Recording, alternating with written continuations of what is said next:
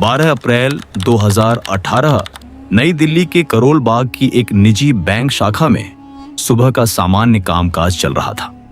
लोग लाइन में खड़े थे, कोई जमा पर्ची भर रहा था, कोई पैसे निकालने के लिए टोकन पकड़े बैठा था। इसी रोजमर्रा की भागदौड़ के बीच करीब 45 साल का एक आदमी धीरे धीरे काउंटर तक पहुंचा। उसने साधारण कुर्ता पाजामा पहन रखा था और हाथ में एक पुराना सा बैग था। देखने में वह किसी छोटे व्यापारी जैसा लग रहा था। उसने बैग खोला और अंदर से नोटों की मोटी मोटी गड्डियां निकालकर कैशियर के सामने रख दी। रकम थी पूरे 50 लाख रुपए। कैशियर एक पल के लिए उसे देखता रह गया। उसने हल्की हैरानी के साथ पूछा, इतना सारा कैश? आदमी ने बिना घबराए मुस्कुराकर जवाब दिया, छोटा मोटा व्यापार करता हूं, पैसा आता जाता रहता है। कैशियर ने औपचारिकता निभाते हुए नोट मशीन में डाले। शुरुआत में सब सामान्य लगा, लेकिन कुछ ही सेकंड बाद मशीन ने एक के बाद एक कई गड्डियां रिजेक्ट करनी शुरू कर दी। कैशियर का चेहरा तुरंत बदल गया। उसने दोबारा कोशिश की, फिर तीसरी बार। हर बार नतीजा वही रहा।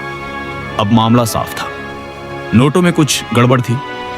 उसने बिना शोर मचाए सुपरवाइजर को बुलाया। दोनों ने मिलकर नोट फिर जांचे और उसी वक्त सुपरवाइजर ने धीमे स्वर में कहा, अलर्ट दबाओ। कुछ ही देर में बैंक के बाहर पुलिस की गाड़ी आकर रुकी और वह आदमी हिरासत में ले लिया गया।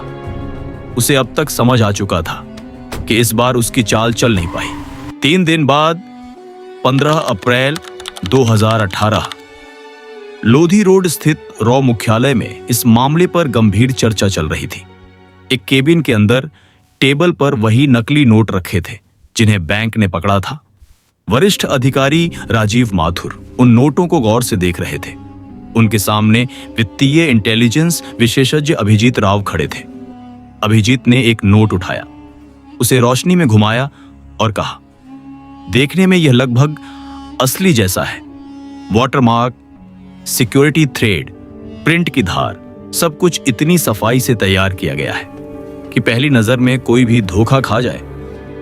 राजीव ने नोट हाथ में लेकर बारीकी से देखा और पूछा, इतनी उच्च स्तर की नकली करेंसी आखिर कहां बन रही है? अभिजीत ने फाइल खोलते हुए बताया, जिस व्यक्ति को बैंक से पकड़ा गया उसका नाम सुरेश गुप्ता है। वह दिल्ली का छोटा व्यापारी है और उसका दावा है कि नोट उसे नेपाल के एक सप्लायर के जरिए मिले थे। उसकी बात पूरी तरह सच हो या ना हो, लेकिन एक बड़ा लिंक नेपाल की तरफ जरूर जाता है। इंटेलिजेंस इनपुट के मुताबिक विराटनगर में एक प्रिंटिंग प्रेस पिछले कई महीनों से भारत में नकली भारतीय मुद्रा भेज रही थी और यह रकम करोड़ों में पहुंच चुकी थी। राजीव माथुर के लिए यह सिर्फ जाली नोटों का मामला नहीं था, यह सीधा भारत की आर्थिक स्थिरता पर हमला था। अगर बड़ी मात्रा में नकली करेंसी बाजार में घुस जाए तो असर सिर्फ बैंकिंग सिस्टम पर नहीं बल्कि भरोसे पर भी पड़ता है। अभिजीत ने साफ कहा, इसके पीछे आईएसआई की भूमिका होने की आशंका मजबूत है।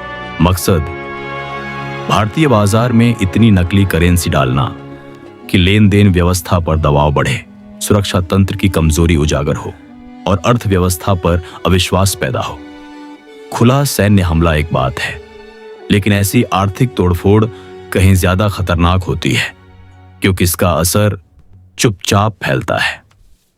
राजीव कुछ देर सोचते रहे, फिर बोले, यह काम खुले तौर पर नहीं किया जा सकता क्योंकि ऑपरेशन नेपाल की जमीन पर चल रहा है। वहां आधिकारिक कार्रवाई कूटनीतिक संकट भी पैदा कर सकती है।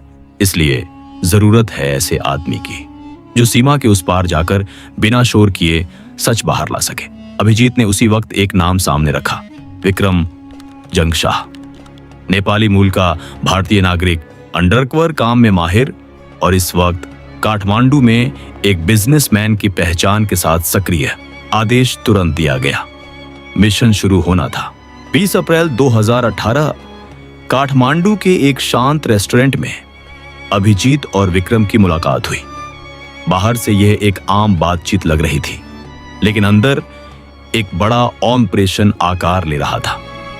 अभिजीत ने विक्रम को जानकारी दी, विराटनगर में एक एनजीओ के नाम पर एक प्रिंटिंग प्रेस चल रही है। कागजों में वह गरीब बच्चों के लिए किताबें छापने वाली संस्था है, लेकिन असलियत कुछ और है। विक्रम ने शांत स्वर में पूछा, इस पूरे नेटवर्क का चेहरा कौन है? अभिजीत ने बिना समय गंवाए एक तस्वीर उसके सामने रख दी। तस्वीर में करीब 60 साल का एक शख्स था, सफेद बाल, चश्मा और शांत चेहरा। डॉक्टर अरुण प्रकाश चतुर्वेदी, उत्तर प्रदेश के पूर्व सांसद, राजनीति छोड़ने के बाद नेपाल में समाज सेवा के नाम पर यह संस्था चला रहे हैं। दुनिया उन्हें एक सम्मानित व्यक्ति मानती है, लेकिन हमारे इनपुट कुछ और कहते हैं। अभिजीत थोड़ा रुके, फिर धीमे स्वर में बोले, हमें शक है कि वह आईएसआई के दबाव में काम कर रहे हैं। उनके परिवार, खासकर उनके बेटे को लेकर उन पर दबाव बनाया गया है। विक्रम ने तस्वीर को ध्यान से देखा, कुछ सेकंड तक कुछ नहीं बोला। फिर उसने धीरे से कहा, तो मिशन साफ है, घुसपैठ, भरोसा और सबूत। अभिजीत ने सिर हिलाया। एग्जैक्टली 15 मई 2018 विक्रम नई पहचान के साथ विराटनगर पहुंच चुका था। अब वह प्रकाश अधिकारी था, एक नेपाली प्रकाशक जो नेपाल और भारत में किताबों का काम करता है और एक आधुनिक प्रिंटिंग प्रेस की तलाश में है। जब वह नेपाल शिक्षा विकास संस्थान के दफ्तर पहुंचा तो सब कुछ बिल्कुल वैध और व्यवस्थित लग रहा था। अंदर कंप्यूटर पर काम करते कर्मचारी, माहौल किसी छोटे सामाजिक संगठन जैसा। कुछ देर बाद डॉक्टर चतुर्वेदी खुद उससे मिलने आए। वे शांत थे, विनम्र थे और सामने वाले को भरोसा दिलाने में माहिर। विक्रम ने अपनी कहानी शुरू की। डॉक्टर चतुर्वेदी हर शब्द ध्यान से सुन रहे थे। फिर उन्होंने कहा, आपको प्रेस दिखाता हूं। विक्रम के लिए यही वह मौका था। कुछ दिनों बाद जब विक्रम को प्रिंटिंग यूनिट दिखाई गई तो उसे पहली नजर में ही समझ आ गया कि यहां सिर्फ किताबें नहीं छपती। बाहर से इमारत साधारण थी, लेकिन अंदर मशीनें महंगी थी। विक्रम हर चीज नोट कर रहा था।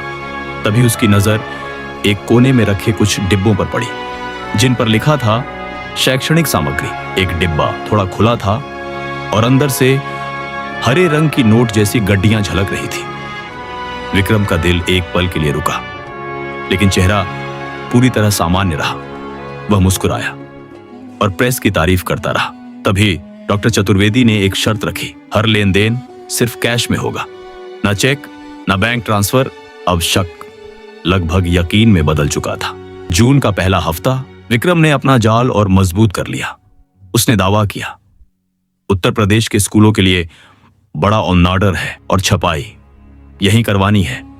बातचीत के दौरान वह जानबूझकर पेमेंट में लचीलापन दिखाता रहा ताकि सामने वाला अपनी असली रुचि दिखाए, लेकिन हर बार जवाब वही था।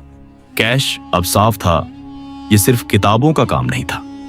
15 जून 2018 काठमांडू में विक्रम ने अभिजीत से मुलाकात की और सारी जानकारी साझा की। वहां सिर्फ नेपाली कर्मचारी नहीं है, एक पाकिस्तानी भी है और वही असली ऑपरेटर लगता है। कमरे में कुछ सेकंड की खामोशी छा गई।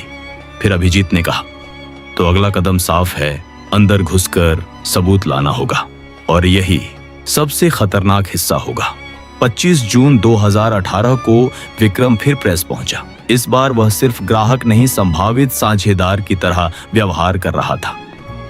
उसने नकद एडवांस दिया और फिर इशारों इशारों में कहा कि उसे पता है यहां सिर्फ किताबें नहीं बनती।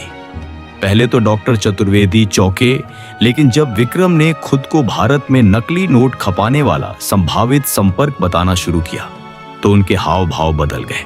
कुछ देर की चुप्पी के बाद उन्होंने उसे अगली रात आने को कहा। 26 जून की रात विक्रम छुपे हुए कैमरे के साथ प्रेस पहुंचा। उसे भीतर एक बंद हिस्से में ले जाया गया। वहां जो उसने देखा उसने पूरे शक को सच्चाई में बदल दिया। मशीनों पर भारतीय 500 रुपये के नोट छप रहे थे। कमरे में एक पाकिस्तानी और अपैरेटिव मौजूद था, नाम हनीफ। वह सतर्क और शक भरा आदमी था। पहले उसने विक्रम पर शक किया, फिर डॉक्टर चतुर्वेदी के आश्वासन पर शांत हुआ। डॉक्टर चतुर्वेदी और हनीफ दोनों गिरफ्तार कर लिए गए।